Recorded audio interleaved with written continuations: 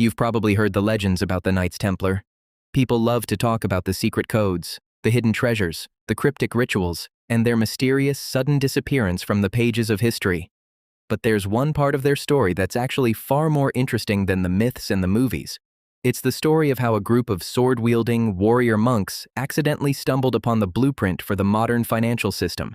It's a story about the birth of banking, the raw power of trust, and what happens when an organization becomes so successful that it starts to look like a threat to the state itself. If you were a merchant living in the 12th century, you had a massive, constant, and terrifying problem. To grow your business, you had to travel. But the roads back then were essentially death traps, crawling with bandits who knew exactly what you were carrying and where you were going.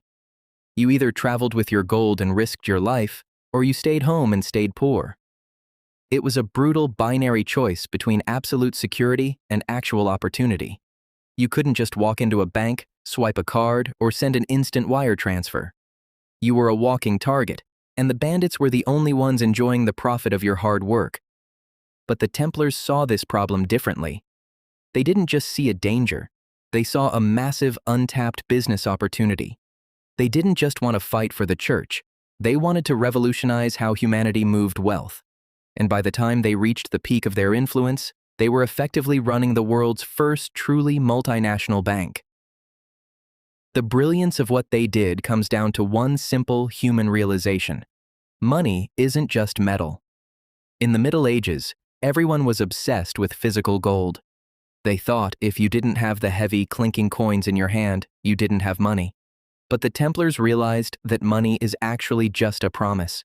It's a record of value. Back then, if you wanted to move wealth across the country, you had to physically drag it with you.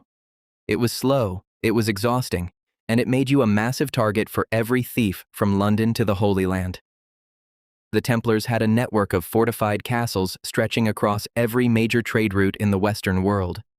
They realized they could act as a bridge, a secure, immovable point that connected the entire map. Here is how their system worked, and honestly, it's closer to your modern banking app than you might think. You'd walk into their London commandery, deposit your gold, and they'd give you a small, encrypted piece of parchment. It was a letter of credit. You'd ride across Europe with nothing but that note. If you were robbed, the bandits would take your clothes and your horse, but that piece of paper? It was useless to them. It was protected by codes and ciphers that only the Templar network understood. When you arrived at your destination, you'd walk into the local Templar branch, hand over the note, and they'd verify the seal and give you your gold back. The gold never moved. It stayed locked in their vaults. Only the information traveled. They had just invented the ancestor of the check, the deposit slip, and the modern wire transfer. But they didn't just provide safety, they created a whole new level of economic velocity. Before the Templars, money was stagnant. It sat in boxes or under floorboards. But once they convinced merchants that their paper notes were as good as gold, they suddenly had access to massive pools of capital. And what do you do when you're sitting on the largest pile of liquidity in the world? You start lending. They became the ultimate financiers of the medieval era. They weren't just storing gold, they were managing the balance sheets of kings, dukes, and popes. They were funding massive infrastructure projects, agriculture, and military campaigns. They essentially created the first global credit market, where a merchant in one corner of Europe could access funds deposited by someone thousands of miles away. Think about the sheer implications of that. For the first time in history, capital was mobile. It could be deployed where it was needed most, rather than sitting idle in a dusty vault.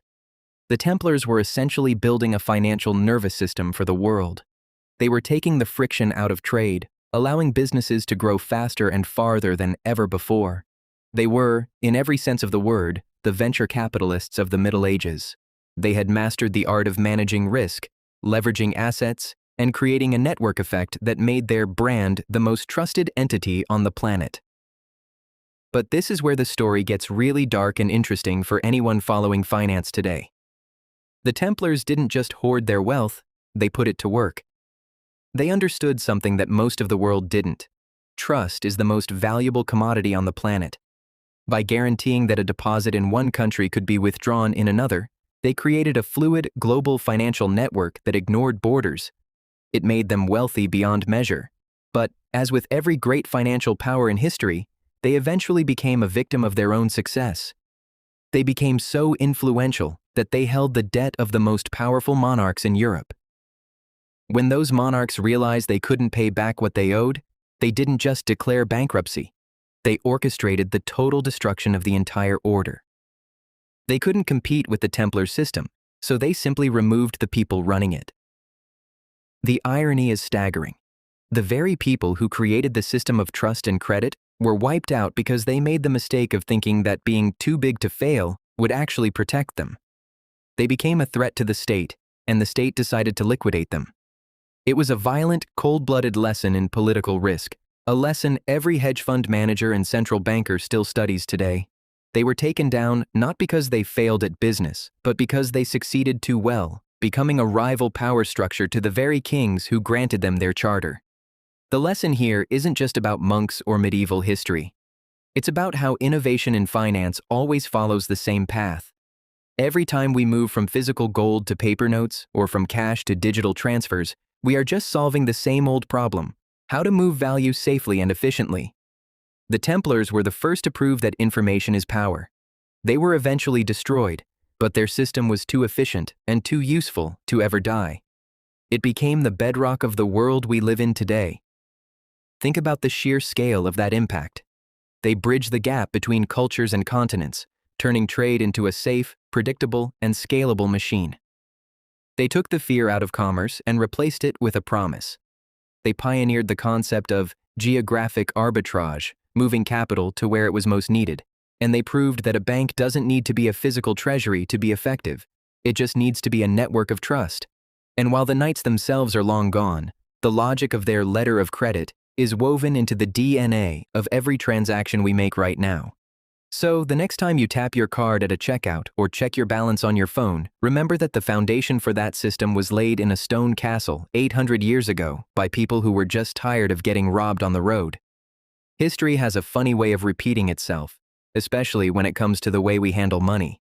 It shows us that while technology changes, moving from parchment to silicon, the core pillars of finance remain exactly the same: trust, efficiency, and the need to move value without physical risk.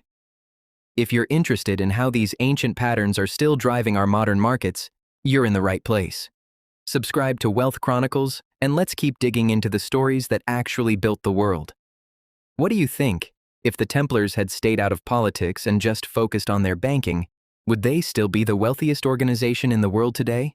Or was their downfall a necessary, albeit brutal, part of the evolution of the modern state? I want to know your take. Drop a comment below and let's get into the debate. Thanks for watching.